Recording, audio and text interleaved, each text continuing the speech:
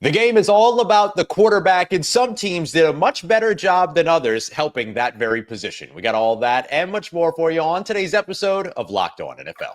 The barbershop is open and Tony Wiggins has a chair for you. He's ready with some real NFL talk. The local experts of Locked On bring their expertise, and Wiggy is ready with his clippers and shears. Sit down and enjoy. The new Locked On NFL starts now. Locked On Podcast Network. Your team every day. What's going on, party people? Welcome into another episode of Locked On NFL. Tony Wiggins is out. He's out celebrating his anniversary. So happy anniversary to Tony and his. How exciting is that? So I'm here for you today. Ross Jackson, the bald barber from over at Locked On NFL, and joined as always on Fridays by our good friend Matt Williamson, former NFL scout and host over at the Peacock and Williamson NFL show. You can find him at Williamson NFL on your favorite social media. We appreciate you very much for being here with us for another episode of Locked On NFL, where we're breaking down all the biggest stories around the league with the people that know your favorite teams like nobody else. Here is a part of the Locked On Podcast Network, your team every day. On today's episode, we're taking a look at the best and worst off seasons. I bet you can guess where the Bengals are in that conversation. We'll also take a look at the two quarterbacks or the two head coaches that are in the worst situations. I bet you might be able to name those two. And we're going to get started with teams that helped out their quarterbacks the best. Starting off with the Houston Texans, whose own CJ Stroud said that they were the team that helped him out quite a bit. We got all that and much more for you on today's episode. We thank you for being first listen, making us your first listen and being an everyday or here on the show, which is a proud part of the Locked On Podcast Network, your team every day. Today's episode brought to you by our friends over at FanDuel. You can get $200 in bonus bets right now as a new customer if you just win your first $5 bet. Matt, there are some teams that helped out their quarterbacks, and it sounds like somebody that we know thought the Houston Texans might be on that list. Quarterback CJ Stroud. You agree, disagree? I definitely agree in terms of weaponry in particular. I mean, I really like the two Iowa State receivers they added. They got Christian Kirk for nothing. Unfortunately, Tank Dell's situation doesn't look great. I rarely use the term number one receiver, but I think Nico is absolutely that. Now, the O-line stuff is just a huge to be determined for me. You know, I mean, Shaq Mason's a pretty solid career guard. He's gone. Tunsil's been one of the best left tackles over the last 10 years. Traded him. Now, I think a lot of their problems with their line was scheme, and the offensive coordinator change could pay off there. And it just felt like they wanted to revamp the entire room. It's a hard thing to do in one offseason, though. I mean, really tough. Easy to say, oh, yeah, no problem. We'll just revamp the O-line. Well, that's not like any other position that way, you know? Yeah, absolutely. I mean, you can go in and you can try to, flip all of this stuff as much as you can in one offseason, but then you got to get a look at what works, what doesn't work, and you got to readjust from that a season later. It is a multi-year process typically where you're talking about doing this, or at least a multi-phase process, right? You're definitely not going to get it all done either in free agency or in the draft. You need a combination of things. And there are some of those investments. And Matt, I want to go to a familiar face who spoke a little bit about what the Houston Texans did very well for CJ Stroud, and even backs up some of what you said here on today's show. What are your thoughts? How are you grading this draft for the Houston Texans? Yeah, I think they have a really solid defense. You know, when we're going into the off season, the whole deal, really solid defense. Tank Dell's injury looks tragic. You know, I mean, like I don't know that we'll see him again ever, but definitely not this year.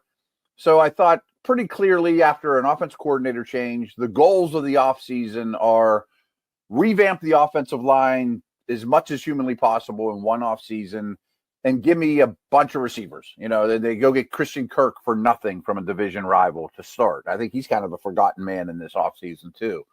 Might he end up in Pittsburgh? I don't know. But I love adding Higgins and Knoll. Ursari's going to end up in the lineup somewhere, probably one of the tackle spots, but there's a lot of ability there. Sounds like somebody who might know what they're talking about, man. I was thinking the total opposite. I was like, don't listen to that guy at all. That's just why you come here, not to those guys. That's right. Right. That's right. No, but it's great because like one of the things that you highlighted in that was, again, that process of rebuilding an offense and what does that look like? And you mentioned rebuilding the offensive line and going and getting some receivers. And the Houston Texans not only did that this offseason, but they did it in the draft with those three players that you mentioned.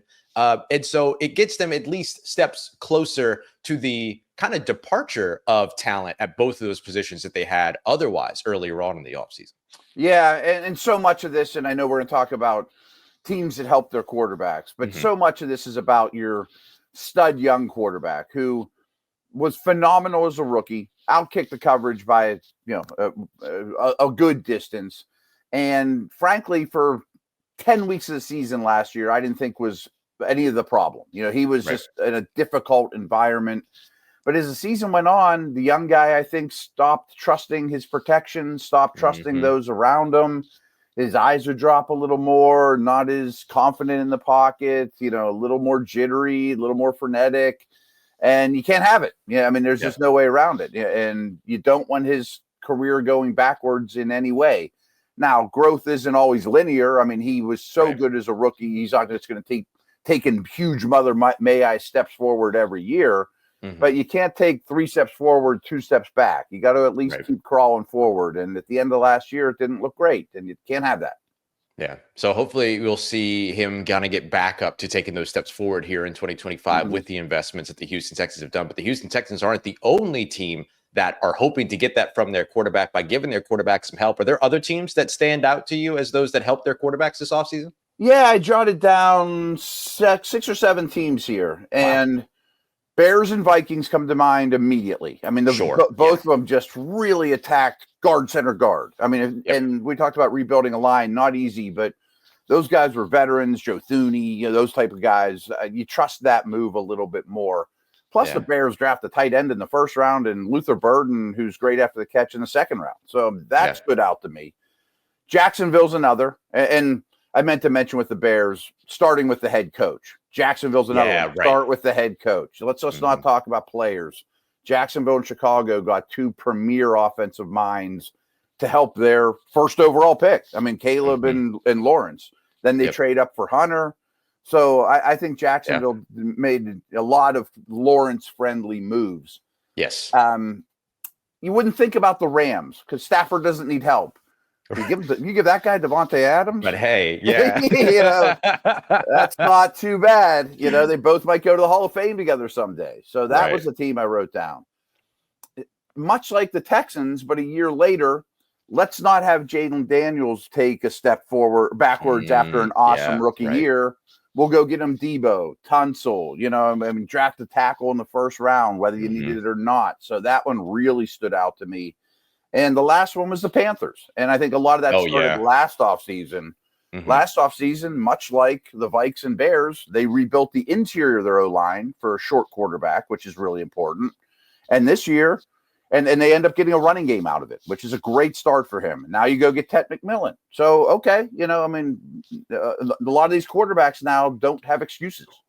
Yeah, absolutely. I think one of the best signs for Bryce Young in this situation is that they didn't go and try to find a contingency plan for him. They went and built around him. I think that's got to be a massive confidence boost. And it shows, too, where the Panthers are in their process with Bryce Young. So that's one of those other things that I think you do by helping your quarterback. Not just, like you said, not just the players you put around him, but the coaching that you have around him and the message that you're sending to him. And I think that the Panthers sent a really positive message over to Bryce Young as a young quarterback who, needs to perform and that they need to perform. And what they showed was, hey, we're not ready for you to fail. We're ready for you to succeed. So here are all the pieces that you'll need to do that. I think that was a wise team building kind of approach for them. That's really well said, because they could have just got a threatening quarterback and thrown him in the mix too. But instead it was pat the guy in the back, not slap him on the butt type of thing.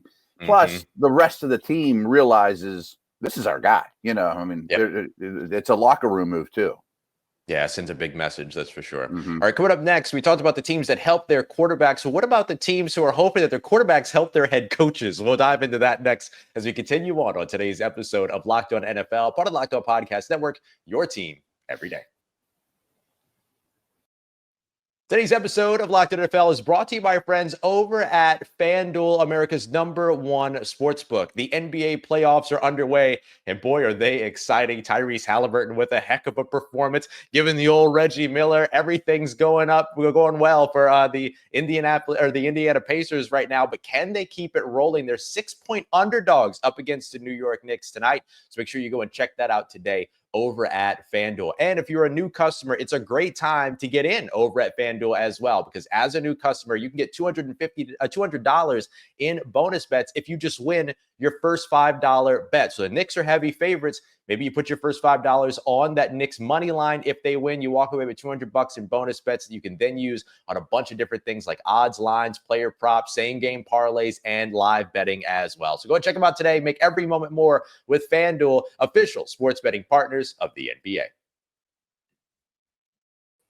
All right, everybody, continuing on with today's episode of Locked On NFL. We took a look at teams that help their quarterbacks. Now, what about quarterbacks that are trying to help their teams? What coaches are in some bad situations here? Matt, before we kick everything off, I'm going to go ahead and start off with a clip here from our good friend Spencer German, who is very honest about the situation around Kevin Stefanski and the Cleveland Browns and why they might have to turn to a quarterback that fans aren't necessarily looking for this team to turn to. The Cleveland Browns have an interesting situation percolating on their hands in regards to Deshaun Watson. And from the sounds of it, I mean, listen, he's posting his videos on Instagram as he tends to do. He's working out at the facility, throwing the guys on the team in the field house. He doesn't have a boot on his foot anymore. His recovery timeline seems like it's been accelerated. He's working his way back, and he keeps talking about how he's going to continue to prove people wrong and that the grind continues and whatever else. And you got reports out there that the door hasn't necessarily closed on him, returning to this team at some point and playing. And I want to pump the brakes on all of this for a second, because it's easy to say these things and speculate on these things on May 20th, May 21st, whatever day this all sort of started popping up this week, whatever. So here's my thing on that, Matt. I'll be completely honest to start this off. I have zero belief in Deshaun Watson. Agreed. In really any facet. But on the football field is where we'll keep the conversation. Mm-hmm. Zero belief in him as a football player, as a quarterback in the NFL. And so does that put Kevin Stefanski in a tough spot, in that there is a Deshaun Watson that is still on the roster? There's a Joe Flacco, and then you have the draft picks of Shedeur Sanders, as well as Dylan Gabriel, who you actually drafted before Shedeur Sanders. What kind of situation do you see for Kevin Stefanski? And is this a good situation for him? Because it doesn't feel like it. No, I think it's a horrible situation for him. And frankly, I will probably bring up the Giants, because I really felt like there was an ownership mandate from both those teams. You have to get a quarterback. And that's not a good football decision. Now, I also was very critical of the Browns draft, and we don't have to get into that, but the short of it is they didn't draft any offensive linemen. You're drafting 2 running backs, 2 quarterbacks, off-the-ball linebackers in a great edge class. You didn't get a bookend to Garrett, and you drafted 0 offensive linemen. Yeah. So, you have this future first-round pick for maybe next year's quarterback, but you didn't build a nest for him at all. I would have went line, even after they took Mason Graham.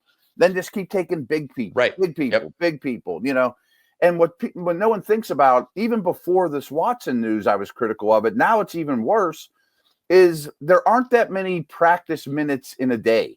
Even in training camp, there's not 2-a-days anymore. You don't grind these guys like crazy. Yep.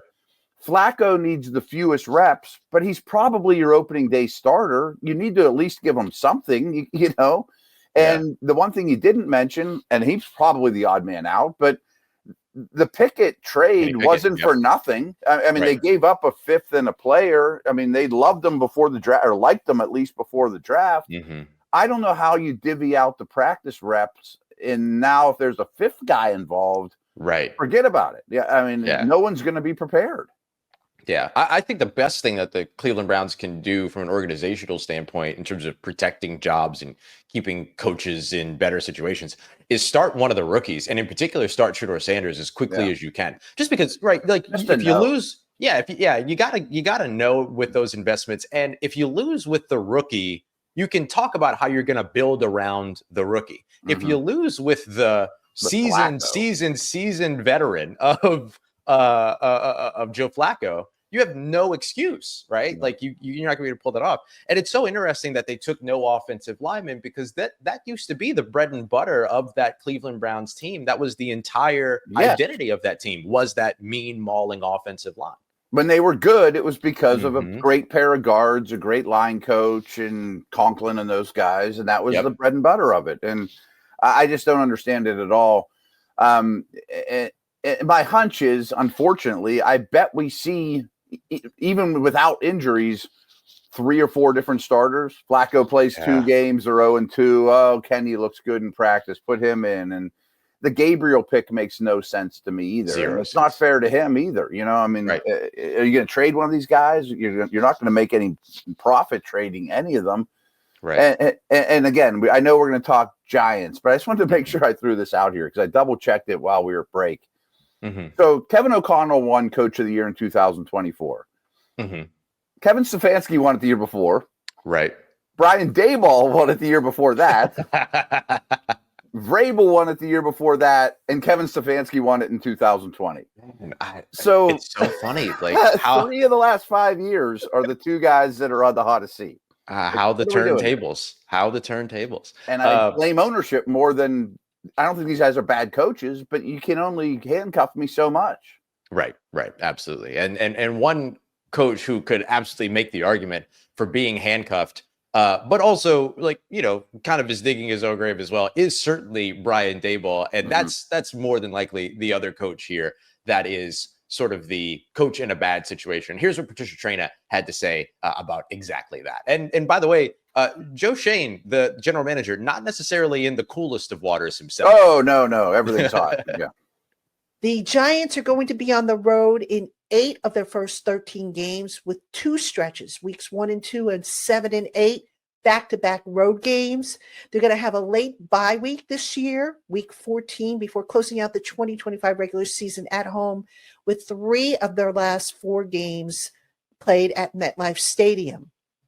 They have the 3 primetime games, as I mentioned, 1 each on Sunday, Monday, and Thursday night football. All right, that all falls between weeks 3 and 14. 4 teams that they're going to face this year: the Cowboys, Raiders, Patriots, and Saints. They all have new head coaches. And 8 of the teams that they're facing this year: Eagles, Packers, Chiefs, Chargers, Vikings, Broncos, Commanders, and Lions, were all postseason participants last year.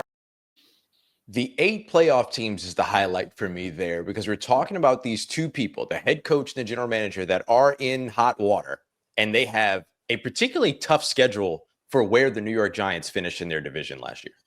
I didn't know we were going down this road, but it's quite the coincidence, and is even more daunting is when I look at future strength of schedule, I steal this directly from Warren Sharp, and all he does is look at opponents' projected win totals, not what the teams did last year. That makes no difference to me. So the Browns have the 2nd hardest schedule in the league. The Giants have the hardest schedule in the league. You know, like, not only is everything bad about what we talked about, but the future looks even worse. Right. And again, I don't have a huge problem with what they paid for Dart. I don't love Dart, but it just seems like such a Bears move, such a move that you're going to draft this guy, the head coach and GM, if they get fired, does the new guy like Dart? Is he want his own guy? You know what I mean? Like, it's kind of like divvying out the reps in Cleveland too. And oh, by the way, Jameis Winston needs reps. Russell Wilson's probably your starter. Some of the logistics behind it all just don't add up, and that's what bad organizations do.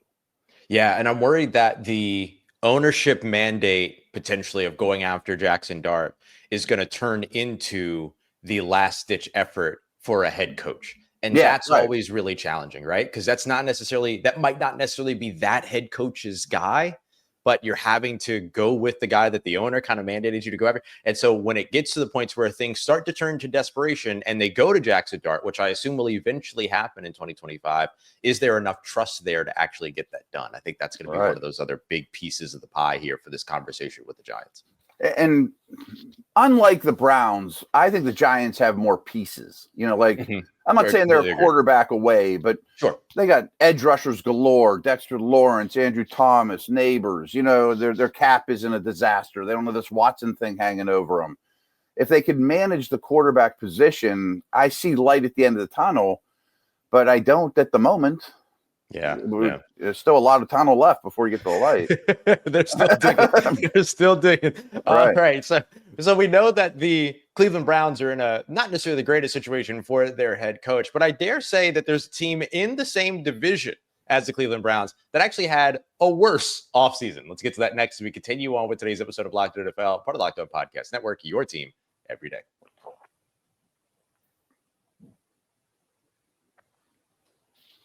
All right, everybody, continuing on with today's episode of Locked On NFL. And Matt, I don't think that any team has had a worse offseason than the Cincinnati Bengals. It just doesn't feel like anything's going right over in the Queen City. I agree. And here's my thoughts on it. I'm cool with bringing Higgins back. I understand the strength of the team. But I still think the O-line is very suspect. They drafted 2 guards. Okay, at least they acknowledged that too. But they took 2 guards, they took 2 off-the-ball linebackers, an edge defender, and a running back. They only addressed 4 positions. Right. Now, what they've been doing for years, and which is smart because they have so much money invested in offense, they've been drafting defense high. But they've been horrible at it. And they've developed these guys extremely poorly. So what do? They get the rawest, most developmental guy in the draft in Shamar Stewart and try to develop it. They just keep making the same problems.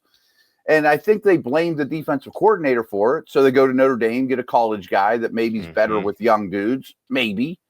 But just on paper, it's maybe the worst defense in the league with Hendrickson, who I don't even know if he's going to play. Right. Plus, if I'm going to draft Shamar Stewart and Miles Murphy, I want them following Hendrickson around like a dog. I mean, if Hendrickson gets a salad for lunch, get a salad for lunch. You know what I mean? Like, just do anything he does. I always bring it back to the Steelers, but Harmon is going to follow Cam Hayward around like a puppy. I mean, Herbig did with TJ Watt. That's what good organizations do. But Hendrickson's going to be grumpy or not there, or, that's not the role model you want. And absolutely. The free agent additions on defense are like nil. It's going to be exactly the same. Hey, Joe, win 35-33 every game. Yeah, absolutely. This was what you and I talked about when they fired Lou Anarumo, or they fired their defensive coordinator. It was like, was the coordinator really the issue, or was the personnel the issue? And I don't feel like they really moved the needle with their personnel. But hey, look, we could check in with our guys over at Locked On Bengals, James and Jake, to see what it is that they thought about the way that things are going for the Cincinnati Bengals. See if maybe they could give us a little bit of information or evidence in the otherwise. Maybe things are going well. But James, let's start with the clarification. It's sort of newsy. The indication that the Bengals made a specific monetary value offer to Trey Hendrickson. Yeah, Mike Florio reporting that the Bengals have, quote, offered roughly $28 million per year. And whatever the amount and structure, he wants more, is basically what Florio reported. And obviously, that's true. I think it's interesting because the $28 million, there's been a lot of fans that certainly on social media see that, and they say, oh, well, Trey's being stubborn. If they're really offering $28 million, why wouldn't it be done? And obviously the structure is a big part of that.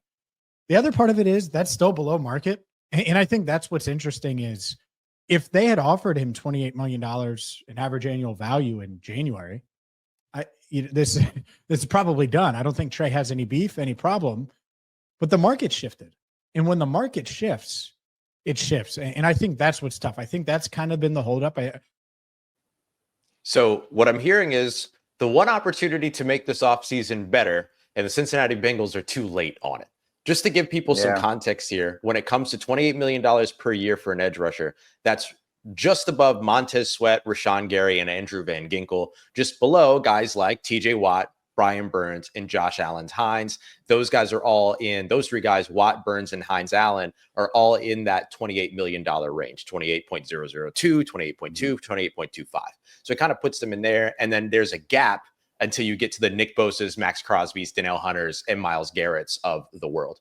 Do you think that the Myles Garrett contract extension is impacting what it is that Trey Hendrickson is now asking for? Not that he's asking for $40 million a year like Myles Garrett, but when that ceiling goes up, you can't stay the same. You kind of have to bump your negotiations up a little bit too, I imagine. So this is the first I heard that the Bengals did make that offer. And frankly, I thought, well, good. That's at least a step in the right direction. Some progress. And I talked about on another show, I thought 30 was a reasonable number for him. So this isn't far off. But as you mentioned, the timing's bad. They haven't handled it like professionals, from what I understand. In the meantime, he has to have a press conference on the sideline, which is weird behavior because no one's listening to him. The head coach doesn't seem to have his back. So maybe he's just offended at this point. But at his age, I don't think that's an insanely low opening bid. It's maybe not a low he gets ball. maybe he gets to 29-30, but maybe the bridge is already burned. And that's kind of what the Bengals do a lot. They're hard to negotiate with. Yeah, it kind of makes you wonder if the $28 million was coming from another team, would he say yes? Like if the $28 million is coming from the Washington Commanders, he's probably saying yes to that. You know what I mean? The Lions are like, we'll give you a second round pick and a 2-year deal worth $56 million. Okay. Yeah. I'm gonna play with I'm out. Right. See ya. You know. I'm out. It feels like a relationship thing more than it feels like a monetary thing. I completely agree with you there. One small thing I want to throw out too. I hope this isn't the case, even though the Bengals are Steelers rivals. But it happened with Carson Palmer. I'm old enough to remember. In a year or two, is Joe Burrow going to be like, I'm sick of this crap? You know, like I know you got my receivers. I know you gave me a wonderful contract, but we don't see competition and winning in this league the same way. I'm scared that that's a year or two away. Depending on the lifespan of the team at the time, I know a lot of New Orleans Saints fans that are absolutely hoping that is the case. Oh, I bet. Because they want him back in Louisiana badly. That would be wonderful. Yeah, I wouldn't mind him getting out of the division. Yeah, for sure. I'm sure you'd be very happy about that. Playing him and Lamar 4 times a year isn't all that much fun. Yeah, right. All right, so we talked about the team that's having the worst offseason right now, and as we just discussed, could potentially be worse in a couple of years. But let's talk about the team that has had one of the best off seasons this year, and that is the New England Patriots. Let's hear first from our good friend Nick Cattles over at Locked On Patriots. Drake Maye and the Patriots offense hit the field for OTAs. That's where we start. I expect the slower start in camp for this offense for a couple of reasons.